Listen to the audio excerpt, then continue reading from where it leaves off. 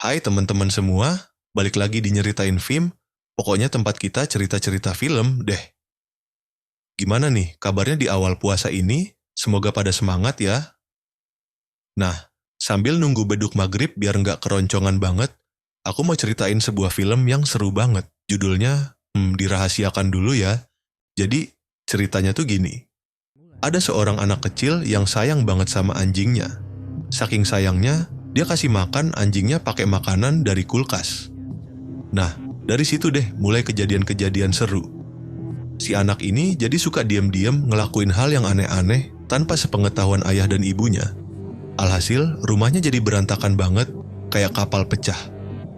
Suatu malam, ibunya akhirnya tahu kelakuan si anak ini. Wah, dia langsung dimarahin habis-habisan. Ternyata, kejadian itu bikin si anak trauma loh. Sampai pagi, dia masih kepikiran terus. Apalagi, setelah semalaman tidur di kandang anjing, dia dapat kabar buruk. Anjing kesayangannya sudah nggak ada. Ibunya sendiri yang, ya, begitulah.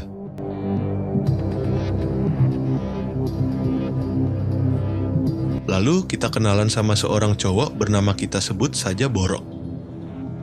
Dulu dia adalah anak kecil yang tadi itu.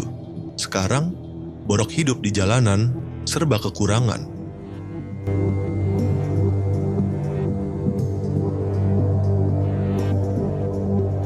Di sisi lain, ada juga seorang wanita kita sebut saja Tukinem.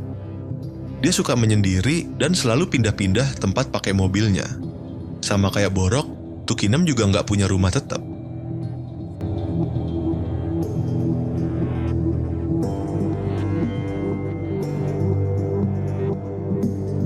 Nah, Borok ini berharap banget ada orang yang mau nolong dia. Suatu hari, dia ngelihat sebuah rumah yang kelihatan bahagia banget.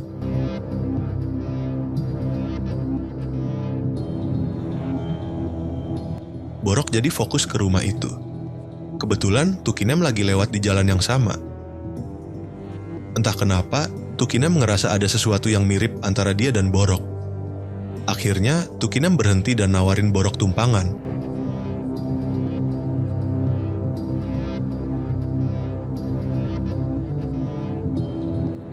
Begitu Borok naik mobil, Tukinem langsung nanya, "Kamu orang aneh ya?"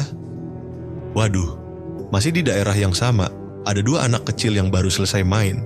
Tapi, hari ini ada yang beda. Mereka ngelihat mobil biru parkir di dekat situ. Mereka langsung heboh.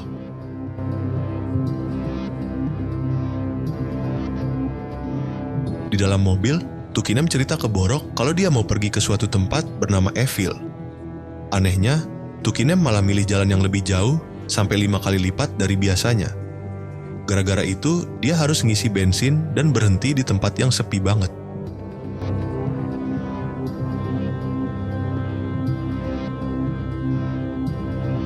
Tukinem masuk ke warung kecil dan ketemu sama kakek penjaga warung.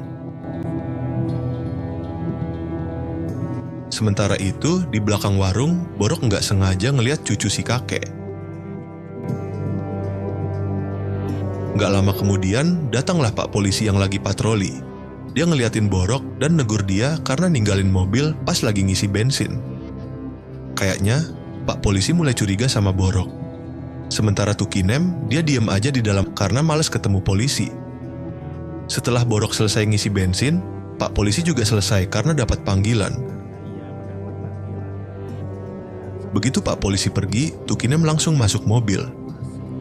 Ternyata, Pak Polisi dapat laporan tentang penemuan mayat di ladang. Di saat yang sama, Tukinem tiba-tiba banting setir. Mobilnya jadi masuk ke parit. Ternyata, dia sengaja ngelakuin itu karena ada kura-kura kecil yang mau nyebrang jalan. So sweet, ya? Di tempat lain, Pak Polisi udah sampai di tempat kejadian. Ternyata, ada 2 mayat di sana, laki-laki dan perempuan. Kata dokter, mereka baru meninggal sekitar 24 jam yang lalu. Nggak lama, datanglah Pak Polisi Junior ke lokasi. Tapi, dia nggak langsung pergi karena ngelihat mobil Tukinem yang lagi kesusahan. Parahnya, kasus pembunuhan kayak gini udah terjadi 15 kali selama 15 hari berturut-turut. Dokternya sampai bingung karena kekurangan orang buat meriksa mayat. Di tempat lain, ternyata mobil Tukinem lah yang dilihat sama Pak Polisi Junior. Borok ngejelasin kalau mereka masuk parit gara-gara kura-kura. Hold that. Where would you tie it off to? Setelah mobilnya ditarik, Tukinem ditanya mau pergi kemana. Tukinem jawab dia mau ke kota.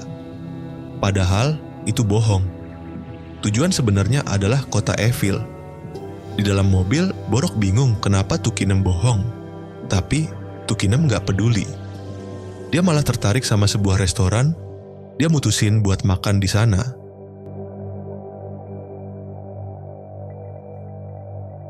Di waktu yang sama, Pak Polisi Junior dapat panggilan buat datang ke pom bensin.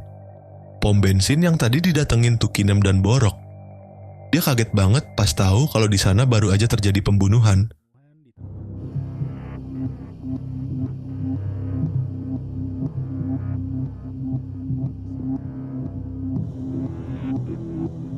Di restoran, Tukinem dan Borok lagi asik makan.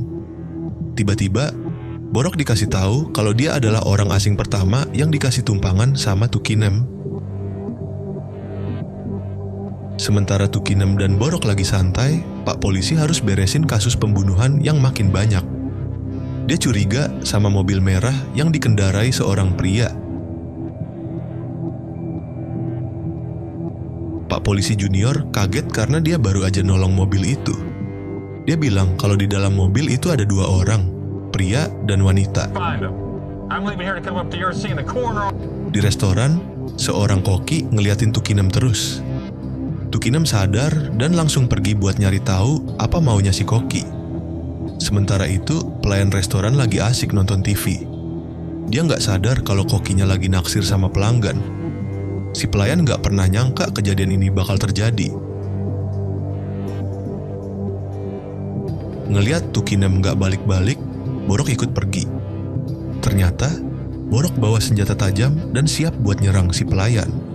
Di tempat lain, Tukinem baru aja ngelakuin hal yang buruk sama si koki, dia berlumuran darah. Gara-gara itu, Borok batal buat nyerang si pelayan.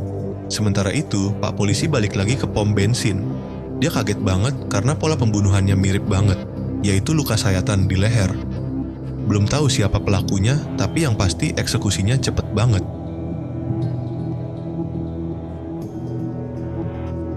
Kemudian, Pak Polisi Junior lewat di dekat restoran yang tadi didatengin Tukinem dan Borok.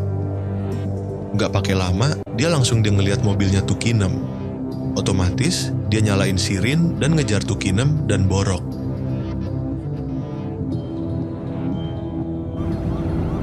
Tukinem nggak berhenti dan malah ngebut. Pak Polisi Junior jadi makin curiga. Udah ditolong, kok malah kabur?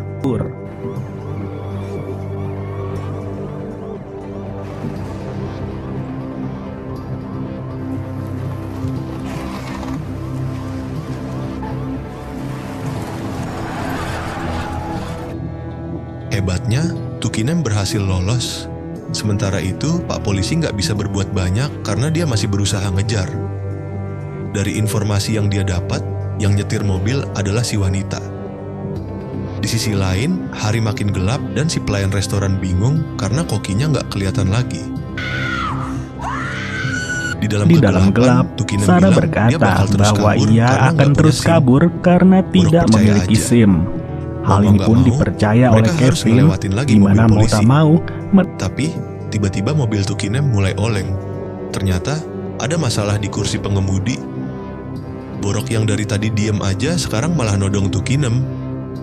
Nah, dari sini kebongkar deh kalau Tukinem bukan gadis biasa. Dia tumbuh dalam kondisi yang nggak enak deh pokoknya. Awalnya, emang ada salah paham antara Borok dan Tukinem. Tukinem nggak tahu kalau dia lagi ngasih tumpangan ke penjahat, dan Borok juga nggak tahu kalau dia lagi ditumpangi sama pembunuh.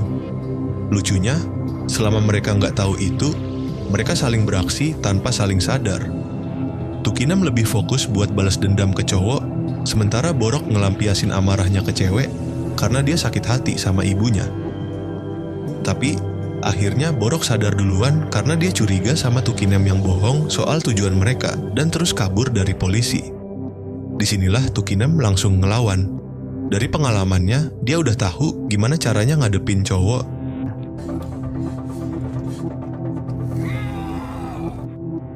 Gak lama kemudian, Tukinem ngeliat ada mobil dateng, yaitu mobilnya Pak Polisi. Dalam situasi ini, Tukinem gak bisa ngapa-ngapain selain pura-pura. Dia akting kayak korban yang lagi diculik sama Borok. Borok nggak bisa ngelawan karena dari awal Pak Polisi udah curiga sama dia. Sebenarnya, Tukinem pengen juga ngebunuh Pak Polisi biar dia bisa berhadapan sama Borok. Tapi niatnya itu harus ditunda karena ada mobil lain datang, yaitu mobil Pak Polisi Junior yang ada di belakang Tukinem. Borok langsung dibawa ke kantor polisi buat diinterogasi, sementara Tukinem dibawa ke kantor buat diamankan dan ditanya-tanya. Setelah dipisah, kita baru sadar kalau nggak ada siapa-siapa lagi di kantor polisi. Cuman ada Pak Polisi Junior dan Tukinem. Tiba-tiba, celana Tukinem dirobek buat ngobatin luka-lukanya. Awalnya sih niatnya baik, tapi ujung-ujungnya Pak Polisi Junior malah... Ya, gitu deh. Dia bingung kenapa Tukinem nggak kayak gini dari awal. Dengan pura-pura interogasi, Pak Polisi Junior mulai kasar.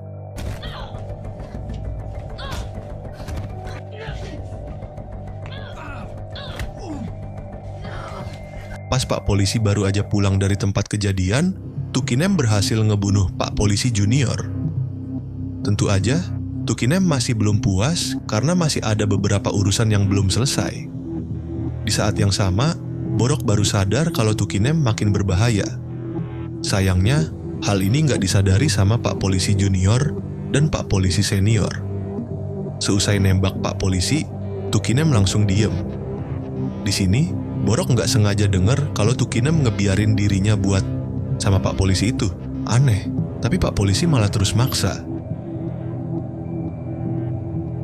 Perubahan emosi yang bahaya ini bikin Borok nggak bisa diem lagi. Borok tahu kalau Tukinem udah seberbahaya itu. Rasa traumanya jauh lebih parah dari apa yang dialami Borok. Bahkan, saking parahnya, Borok harus nemuin lagi satu fakta. Fakta yang bikin dia makin yakin dan ngerti betapa bahayanya Tukinem ini.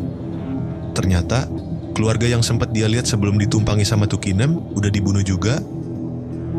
Usut punya usut, setelah kabur dari polisi, Tukinem sempat ngasih rokok ke Borok. Ternyata, rokok itu isinya obat bius. Disitulah Tukinem langsung puter balik buat keluarga itu. Jelas, Borok harus kabur dan menghindar. Dia nggak bisa lagi berharap sama Tukinem buat berubah karena makin lama wanita itu makin nggak terkendali.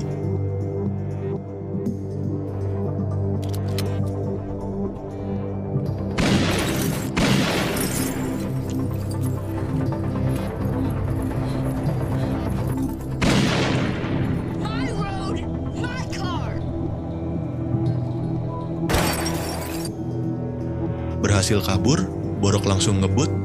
Sementara itu, Tukinem bawa mobil polisi. Mirisnya, gara-gara tembakan, mobil merah yang Borok bawa bocor di sekitar tangki. Di sini, Borok sempat nyenggol mobil Tukinem dan bikin Tukinem hilang kendali. Sayangnya, momen ini nggak bikin jarak mereka terlalu jauh. Nah, setelah jaraknya sedekat ini, Borok langsung manfaatin situasi. Dia udah ngeluarin jasad satu keluarga itu lebih dulu. Tukinem nggak tahu soal ini. Alhasil, Tukinem kepental dari senjatanya dan bikin Borok berani buat ngelawan. Tapi, dengan ngandelin trauma, Tukinem ternyata bukan gadis sembarangan. Dalam perkelahian ini, keduanya sama-sama luka. Tukinem luka parah di bagian perut, sementara Borok jauh lebih buruk. Lehernya dijerat, bikin dia ngalamin pendarahan hebat tanpa henti.